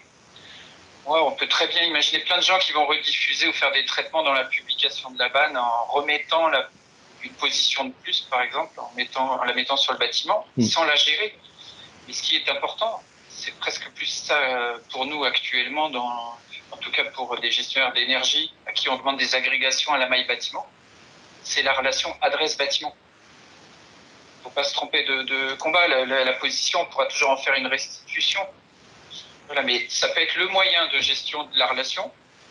Pour l'instant, c'est un peu presque celui-ci qu'on va chercher parce qu'on n'en a pas d'autre. C'est celui qui a utilisé l'hygiène pour faire adresse premium principalement, je pense. Il y a un sujet là-dessus entre est-ce que je gère les relations et je gère la position. Ok, on a retrouvé Émeric, normalement, tu peux activer ton micro. Et pardon, on a retrouvé Romain. Émeric, tu voulais... Vas-y, Romain, si tu veux. Non, mais je suis désolé, j'ai loupé, j'ai Teams qui a fermé. Alors, moi, je voulais rebondir aussi sur la question des voies. C'est une question qui a été posée au tout début. Parce qu'en fait, finalement, on parle de l'adresse, mais nous, on a des retours en fait de certaines dynamiques qui, du coup, en plus finalement de la normalisation de l'adresse, derrière créent des voies. Et aujourd'hui, ils ont la question d'élus qui voient bien que les adresses finalement sont remontées, mais par contre que les voies aujourd'hui finalement ne sont pas visibles. Et c'est presque une voie est presque plus visible pour un élu qu'une adresse à certains moments. Et notamment sur la question, bon, ça rejoint la question des opérateurs GPS, mais c'est vrai que les échanges qu'on a pu même avoir avec IR, c'est que d'un côté, effectivement, il y a la récupération de l'adresse, mais il y a aussi la récupération de tous ces tronçons de voies qui sont créés en parallèle de la création des adresses. Et c'est des questions qui, je pense, vont être amenées à être quand même évoquées parce que, en tout cas, nous, des différents échanges que l'on peut avoir, c'est des questions qui nous sont remontées assez régulièrement. Et c'est vrai qu'aujourd'hui, c'est pas des sujets traités. Alors, c'est vrai que ça peut être des sujets assez compliqués parce que la voie, comme j'ai pu échanger, peut aller très très loin sur une gestion vraiment de voirie. Mais est-ce que déjà, ne serait-ce qu'avoir un premier filaire normalisé mais très simple accompagnant les adresses pouvait être évoqué. Je pense que c'est une question à creuser et une question qui mérite d'être soulevée. Ok. Tout à fait, sur l'exemple des lotissements privés, des lotissements pas privés, mais des lotissements que je vous ai montrés en friche. Le premier élément qui est concret, c'est le tronçon de voie. Puis donc avoir un identifiant, même si la voie n'est pas complètement nommée, mais avoir une pré-identification du numéro de voie pour qu'après on puisse tout suivre que la voie a enfin été nommée, par exemple. C'est des mécanismes qui sont vraiment indispensables pour pas mal d'acteurs. Alors, pas beaucoup Enedis au début, mais je pense qu'on n'est pas les seuls. Parce que c'est vrai qu'aujourd'hui, même la question de la voie pour les pompiers est aujourd'hui les pompiers, comme je l'ai vu dans les échanges et comme nous les échanges qu'on peut avoir, travaillent beaucoup avec la baie des topos. Donc du coup, on est sur des tronçons nommés provenant de l'hygiène. Mais c'est vrai que le tronçon a une part aussi vraiment importante en fait dans tout ça. Rien que dans la prise d'appel, les localisations des interventions se font souvent par interpolation sur le tronçon. D'où l'intérêt stratégique de capitaliser là-dessus. Ça, c'est clair. Merci Christophe. Tu t'étais pas présenté, Christophe, peut-être? Oui, Christophe Labat, moi je suis responsable de projet au GIP et je suis avec Émeric sur cette intervention. Le GIP de la Nouvelle-Aquitaine, groupement d'intérêt public, aménagement du territoire, gestion des risques. On a toute la France dans la conférence. Romain, tu veux compléter ou... Ouais, j'essaye de rattraper le fil en regardant les débats, puisque j'ai pas suivi. J'ai bien vu qu'il y avait un intérêt mis à part pour répondre à, en effet, quelque chose qui est prégnant sur les relations avec les fournisseurs de données, on va dire GPS ou de voix ou d'accessibilité. C'est le débat ou le travail sur la géométrie, qu'il soit bâtiment, qu'il soit filaire. Et ça, on n'y échappera pas, mais c'est pas en effet forcément l'objet direct de la BAN, qui est une base de données de référence pour les adresses. Mais on voit bien que surtout au niveau des communes, même parfois elles sont petites ou grosses, elles ont la compétence et l'obligation de numéroter et dénommer les voies, évidemment, compétence du maire. Mais à un moment donné, pour acculturer et faire cette démarche d'adressage, que ce soit avec des intervenants extérieurs comme la Poste ou en ingénierie ou avec un élu qui prend son bâton de pèlerin, c'est que souvent, ils veulent éditer des voies, ils veulent déjà avoir un filaire, ils veulent déjà peut-être le modifier. Et là, il y a différents outils qui existent. Et je sais qu'à travers la préparation de ce webinaire et d'autres dans le réseau, ce que je disais au début, si on l'a lancé dans le cas de la FIGEO, c'est que là, il n'y a pas eu d'autres publicités puisqu'il y a 800 adhérents ou partenaires au sein de la FIGEO et on a eu un maximum d'inscrits. C'était venir compléter un peu les démarches qu'on a chacun dans nos territoires de webinaires, de formation, de MOOC ou même au niveau national à travers la NCT Etalab et même l'IGN d'essayer d'expliquer tout ça. Mais en expliquant un maximum, on a besoin à un moment donné de cohérence et d'expliquer un peu la complexité de tout ça. Donc on l'a sur la géométrie, on le voit bien, sur peut-être un débat entre le référentiel adressage et un référentiel voix. Et on a, que ce soit les SDIS, que ce soit Enedis ou autre, qu'on a besoin, même si je vois dans les échanges que évidemment IR le demande ou pas. Mais ça, les grands opérateurs ou les grandes GAFA se le refont aussi de leur côté. Mais c'est de peut-être traiter les deux de manière à la fois différente et complémentaire. Mais le but de la BAN ou de la BAL est en effet, dans un premier temps, elle n'est pas directement sur la géométrie ou la voie. Après, à voir comment on peut coordonner ces façons de travailler. Ils ne sont pas forcément une dualité géomatique et obligation d'avoir une base adresse. Voilà, c'est ce que je voulais compléter quand ça a coupé, je pense. Et je ne sais pas s'il y a eu d'autres retours. Qui c'est qui veut intervenir? Oui, alors en fait, Romain, donc on a bien vu l'ensemble des maillons de la chaîne qui consiste à d'abord la collecte.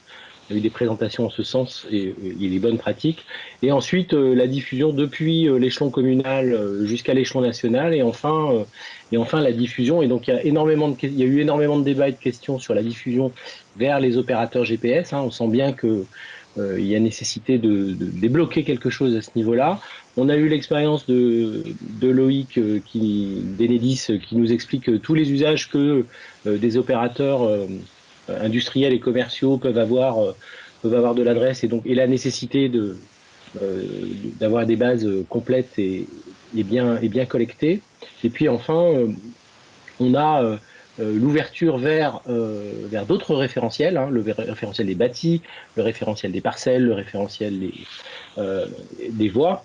On a dans la salle quelques acteurs importants dans cette affaire que sont Jérôme Desbœufs et Maël Rebout de l'AITF. On se propose, si tu en es d'accord, de les faire intervenir et de compléter ou de nous donner quelques informations qui ont l'air toutes chaudes. Oui, que ce soit Maël sur le modèle de BAL ou Jérôme même qui va... Donc j'autorise les participants à activer leur micro. Jérôme et Maël, vous pouvez donc ouvrir vos micros et si vous avez des caméras, vous montrer. Maël, si tu nous entends.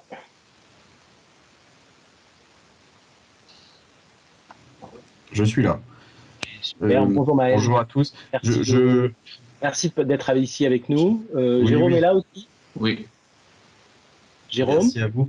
Je voulais juste apporter juste un petit point de précision sur les voies, du coup, puisque en collectivité, les communes, les EPCI, quand on gère des données numériques voix-adresse, on commence forcément par la voix. C'est évident. Et du coup, en 2015, lors des échanges qui accompagnaient la relance du projet de base adresse nationale, dans le format avec les quatre acteurs qui ont signé la convention, on avait un peu alerté là-dessus en disant attention, on parle que d'adresse, mais nous, techniquement, dès qu'on crée de la donnée voix-adresse, on crée de la voix avant, on crée du filaire. C'était une évidence. Mais du coup, ça n'a pas été retenu à l'époque dans le cadre des discussions techniques de qu'est-ce qu'on va mettre dans la banne. Ça a été écarté. Bon, c'est un choix, voilà, il faut même pas le commenter puisque c'était il y a 5 ans. Et ça s'est concentré sur les géométries de position d'adresse. Donc pas de voix. Voilà. Mais bon, c'était aussi une autre époque.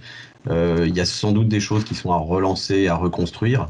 Après, il faut pas non plus peut-être surmobiliser les gens parce que ceux qui vont traiter de l'adresse, enfin ceux qui traiteront de la voix, c'est ceux qui traitent également de l'adresse.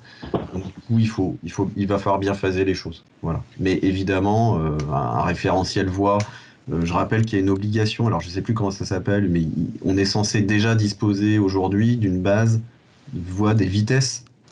Le législateur a, j'ai envie de dire, pondu ça, mais on est dans un néant technique et de données à ce niveau-là. Donc il y a des sujets qu'il va falloir recoller, et je pense que c'est plutôt cette histoire de mise en cohérence de tous ces besoins de données numériques de référence qu'il va falloir bien recoordonner avec un phasage. Parce que du coup, on sait bien qu'on ne peut pas tout prendre en même temps, et l'adresse et la voix, sur tous les territoires. Donc du coup, ça va forcément se faire par tâche de léopard avec les gens les plus motivés. Mais je pense qu'il faut d'abord régler le problème des identifiants avant d'attaquer les voix. Merci. Et sur les voix, juste pour dire, parce que je l'ai découvert dans mes recherches, que dès 97-98, l'AIVF, l'association des ingénieurs des grandes villes de France, qui était c'est avant l'AITF, donc j'en faisais même pas partie, avait déjà commis un standard, un modèle de données métier. Donc il y a des bases en termes de standardisation, et puis Inspire est également passé par là. Voilà, c'est tout ce que je voulais dire. Merci. Merci d'être venu nous compléter ces informations, Maël. Jérôme, tu es là? Tu peux ouvrir ton micro? Oui. Allô, ouais. Voilà, c'est bon. Ça met toujours un peu de temps à appuyer sur le bouton. Merci. Donc moi, je ne vais pas spécialement intervenir sur l'évolution réglementaire parce que ce n'est pas nous qui sommes porteurs, mais je peux quand même vous redonner les éléments que j'ai mis par écrit. Mais c'est vraiment, c'est plutôt côté cohésion des territoires sur impulsion des collectivités que ce travail-là s'est fait. Donc l'ambition, c'est de reconnaître donc la commune comme la seule autorité compétente en matière d'adressage et donc d'effacer finalement tous les autres acteurs qui se sentent ou ont été compétents sur le sujet à un moment donné, en tout cas par les faits, et d'encourager, voire d'obliger à la transmission numérique de ces données-là sur un point d'accès national. Donc ça veut dire aussi d'éliminer toutes les autres transmissions dans le cadre de l'administration de ces mêmes données. Et le troisième volet sur lequel il n'y a pas encore de validation politique forte, c'est sur descendre l'obligation d'adressage en dessous des 2000 habitants. Aujourd'hui, c'est que les communes de plus de 2000 habitants qui ont cette obligation-là. Donc ce point-là, il faut qu'il soit assorti de financement et il faut que ça soit bien préparé avec les associations d'élus, en particulier les maires ruraux. Donc c'est encore en discussion de toute façon ces points-là. Pour ce qui est de la transmission donc, des données aux administrations et aux acteurs tiers, donc nous on fait un gros travail au niveau de la DINUM pour que les administrations aient conscience que la base adresse nationale est donc le référentiel pour elles. On travaille donc sur des interconnexions. Donc il y a les API qui sont en place et qui sont très massivement utilisées. Donc ce mois-ci, on a encore eu 2 milliards d'appels. C'est pas anodin. Donc c'est la majorité des démarches nouvelles qui ont été soit refondues, soit créées récemment, utilisent ces API-là. Celles qui sont plus anciennes, évidemment, ont encore des référentiels internes qui peuvent être un petit peu dépassés. Donc là, ça fait partie des évolutions importantes à planifier dans les années à venir. Et on pense notamment aux démarches liées à la DGFiP et aux fichiers fonciers, donc qui dépendent de Fantoire, où il y a en effet encore beaucoup de rigidité sur ces points-là. Donc c'est des évolutions qui seront lentes, malheureusement, mais qui sont prévues. Par contre, sur des démarches importantes comme le passeport, le permis de conduire, tout ça, ça a été migré, donc c'est très bien. On a des signalements, on a les préplaintes en ligne, on a plein de choses qui dépendent désormais de la BAN et en particulier des services en ligne. Pour les fichiers sont aussi intégrés dans des SI déportés. Là, il y a encore des difficultés sur les délais de mise à jour, mais en général, on est sur de la semaine. Par exemple, le nouveau SI pompier Nexis, l'objectif, c'est que les mises à jour se fassent chaque semaine. On est dans des délais qui sont tout à fait acceptables pour des questions d'adresse. Voilà. Pour les acteurs tiers, il faut qu'on arrive à convaincre. Alors évidemment, il y a le naturel fait qu'on n'aime pas trop changer. Donc quand on a l'habitude de recevoir des fichiers, on reste comme ça. Il faut qu'on arrive à convaincre. Il faut qu'on ait des outils peut-être plus performants. Il faut qu'on soit plus transparent sur les processus de production. On a bien vu qu'avec les acteurs internationaux, il était plus facile de leur expliquer ce qu'était une base adresse locale et pourquoi c'est une bonne donnée pour eux que de défendre finalement le produit national qui, lui, mélange de la donnée certifiée et de la donnée qui a été, on va dire, reconstituée à partir de sources dont on n'est pas toujours convaincu de la fiabilité. Donc aujourd'hui, ils sont plus facilement convaincus de l'intérêt d'utiliser les bases d'adresses locales. C'est pour ça que nous, on martèle depuis un certain temps maintenant, faites des bases d'adresses locales, faites ce travail de reprise des adresses, même s'il y a un existant qui est satisfaisant, reprenez l'existant, remettez au carré ce travail-là et finalement publiez une base d'adresses locale que vous certifiez. Et ça aidera tout le monde, ça aidera donc ces gros acteurs-là à basculer. Ils le font dans certains cas nationalement et d'autres localement, on va dire au cas par cas. Une fois que ces acteurs-là auront basculé sur ce mécanisme-là, ça sera encore plus facile de convaincre les collectivités de travailler sur ces questions. Parce que finalement, c'est un mécanisme de plateforme, il faut que les deux côtés s'alimentent. Et voilà, c'est le démarrage qui est pas simple. D'un point de vue technique, nous, on travaille sur des évolutions en ce moment. Donc, on a fait une newsletter qui est partie hier pour un petit peu l'actualité de décembre.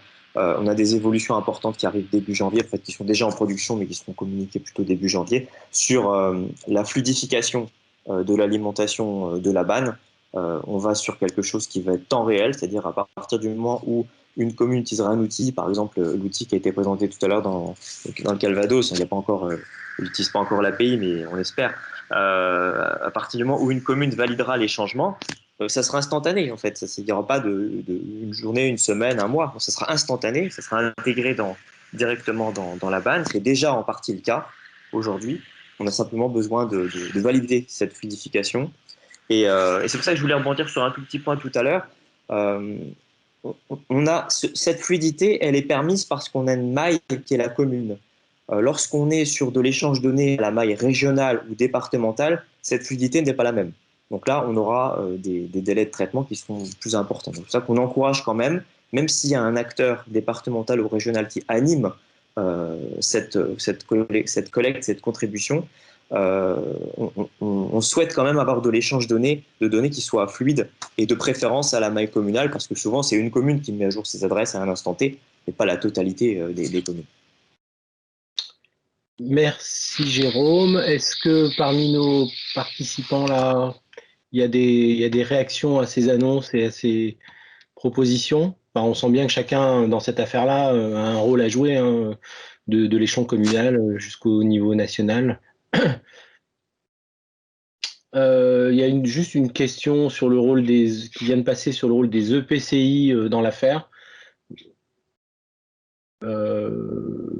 Là aussi, peut-être que, officiellement, ce que dit Maël, c'est que c'est la commune qui existe au plan réglementaire, mais que, compte tenu des mutualisations de moyens, peut-être que dans l'avenir, le PCI peut jouer aussi un rôle dans l'animation. Mais on comprend que celui qui est responsable réglementairement, c'est bien la commune. Pour revenir, Jérémy, au département de Calvados, sur la question des voies. juste pour faire un retour d'expérience sur le terrain, on voit bien que c'est un sujet vraiment au cœur de la problématique de l'adresse, puisqu'en fait, on se retrouve souvent avec des voies partagées entre plusieurs communes. Ce qui est intéressant dans l'adresse, c'est que la commune, elle va créer les adresses sur son territoire. La grande différence, c'est que pour les voies, si une commune en fait, commence à renommer une voie qui commence sur sa commune mais qui finit sur la commune d'à côté, là, il y a un vrai échange qui doit se passer entre les deux communes. Et nous, on voit bien aussi que c'est aussi de cette manière-là que notre démarche, elle fait un peu tache d'huile, j'ai envie de dire, sur le département. Parce qu'en fait, il y a la commune A qui va commencer à s'attaquer à son adressage. Et en fait, très rapidement, la commune B, qui est adjacente à la commune A, va s'y attaquer de fait parce qu'elle partage des voies en commun. Et en fait, il y a des discussions qui doivent avoir lieu entre les deux communes pour trouver le bon nom de voie, pour savoir si c'est du métrique ou si c'est du classique. Donc c'est pour ça que ça me paraît indispensable en fait que, alors peut-être pas dans les mois, mais en tout cas dans les années à venir, on réfléchisse aussi à un modèle de données pour les voies, parce qu'on voit que en fait, la voie est au cœur de la problématique de l'adresse. Sur la question des voies, je ne vais pas m'engager sur le sujet, mais côté exploitant, on a toujours la dichotomie voie privée, voies du domaine public, pour lesquelles, quand les voies privées sont accessibles et qu'elles ne sont pas fermées à la circulation, et on a toujours et on délivre des clients dans ces zones-là, le référentiel de voies, il porte sur l'ensemble des voies accessibles, clairement. C'est vrai. Oui. Non, mais je pense que ça peut faire l'objet. Ouais, vous m'entendez là? Oui. Oui. Ça peut faire l'objet d'un webinaire qui peut être complémentaire à toute la démarche quand on est sur Balban, et Mel l'a redit, quand on a fait le choix en 2014 ou 2015 d'un modèle qui était le socle commun de données qui fait partie de ça. On a un peu occulté la géométrie, les voies, mais évidemment qu'on est une commune et surtout un EPCI, que le SIG il soit partagé, d'intérêt communautaire, compétences facultatives obligatoires. La voie, comme l'urbanisme, quelqu'un l'a dit par rapport au GPU, c'est des choses sur lesquelles il y a une mutualisation à voir, et où nous, quand on gère des bases de données, elle est inhérente à la façon de devoir aussi gérer une adresse. Donc peut-être on pourra, sans présager des futurs webinaires, mais on a prévu d'en faire plusieurs au premier trimestre minimum, en faire un par mois, selon les sujets, selon les retours qu'on avait aujourd'hui. Quand on a préparé ce webinaire, on a bien vu qu'il y avait d'autres enjeux, mais qu'il fallait d'abord parler des usages ou de l'animation sur les territoires, et les liens avec les opérateurs tiers, les liens, ça c'est plus dans la coordination, sans parler de gouvernance ou de remontée d'infos et d'amélioration du circuit. Ça fera peut-être partie d'un webinaire en invitant les acteurs intéressés et incontournables, qu'ils soient publics ou privés. Et derrière aussi sur des aspects plus techniques, on l'a vu là, l'adressage ou la voie, le débat sur la géométrie, à la fois aussi sur l'amélioration du circuit actuel de collecte ou d'intégration des données, faire un point sur les outils. Je pense qu'on a un rôle à jouer, et en complémentarité avec chacun de nos animations de réseau, de tête de pont, qui soient communes dans un EPCI, PCI avec un département qui vient en appui, que ce soit par rapport à la fibre, par rapport à une agence départementale, par rapport à un regroupement de communes, différentes ingénieries territoriales, les régions ou les infrastructures et les CRIJ. Donc voilà, on a différents axes. On a, encore une fois, je le dis, on a gardé le fil des conversations, on n'a pas pu répondre à tout le monde. On a vu les inquiétudes et les réactions de beaucoup, entre autres de collectivités, du local. Il y a déjà des grosses étapes, un éclaircissement qui est à l'heure actuelle à travers ce qui se fait à travers les bannes et les balles, mais il y a d'autres choses qu'il va falloir éclaircir et clarifier et accompagner. Et je pense que la FIGEO a son rôle à jouer là-dessus à travers son réseau, et c'est un réseau ouvert, vous l'avez bien vu là, pour l'instant, c'est pas ouvert qu'aux membres de la FIGEO. Donc je pense qu'il y a tout intérêt évidemment à adhérer à la FIGEO, mais à derrière se saisir de cette problématique-là et de venir un peu compléter les différentes démarches. Donc on va synthétiser tout ça. On vous fait un retour déjà brut sur évidemment sur les PowerPoint et les retours visio, pour que chacun les rejoue. Mais après, un gros travail aussi par rapport à vos questions et nos échanges, d'avoir un feedback et de rebondir sur plusieurs peut-être d'autres webinaires en complément les différentes actions d'acteurs nationaux ou locaux. Voilà, Merci c'était. Romain, je pense qu'on arrive au terme du webinaire. On a quelques messages d'encouragement, ça nous fait chaud au cœur, merci. Effectivement, au sein de la FIGEO, dans le modèle associatif, chacun y amène et on vous invite à venir y participer. On va peut-être laisser le mot de la fin à Christine, donc, qui est vice-présidente. Je ne sais pas si tu es là toujours, Christine. Tu peux ouvrir ton micro et ta caméra. Ouais. Oui, je suis là, je crois. Vous m'entendez? Ok, bon, tu es là. Bah, écoutez, moi, je vous remercie tous. J'ai trouvé que il y avait déjà beaucoup de participants et que les débats, évidemment, c'était prévu comme ça, ont été très riches. Donc, en fait, je pense que ce webinaire a bien joué son rôle. Et donc, comme tu as commencé à le dire, Pierre, donc moi, je joue mon rôle de vice-présidente de la FIGEO. Donc, ce webinaire est ouvert très largement. Et donc si vous trouvez que l'action de la FIGEO est une action intéressante, n'oubliez pas que c'est une association qui vit donc des cotisations de ses membres. Et donc pour tous les acteurs qui souhaitent adhérer à la communauté qui est animée par la FIGEO, donc je vous encourage pour les participants qui ne sont pas adhérents à la FIGEO à adhérer à ce webinaire. Et donc évidemment ce webinaire sera suivi d'autres sessions, vous l'avez déjà dit, Et donc, on espère que vous continuerez à participer et recueillir aussi de nouveaux témoignages pour couvrir un petit peu tout le champ des questions qui continuent à se poser sur ce sujet. Et donc, merci Jérôme aussi, bien sûr. Et on a une forte volonté, tu le sais, d'articuler évidemment ce qu'on fait là avec ce qui se fait sur le territoire et dont on remercie la DINUM, la NCT et la Startup d'État Lab. Voilà, je vous remercie tous et je sais pas si c'est peut-être le mot de la fin ou si... Je pense qu'on va pouvoir s'arrêter là. Il y a effectivement plein de messages de remerciements et d'intérêt pour ce premier webinaire. À suivre probablement. Parfait, merci beaucoup à tous. Eh bien, il s'agit de prendre congé. On vous remercie infiniment pour votre présence. Vous étiez plus de 100. C'était une belle expérience pour nous tous. Au revoir et bonne fin de journée. Au revoir, merci. Merci à tous.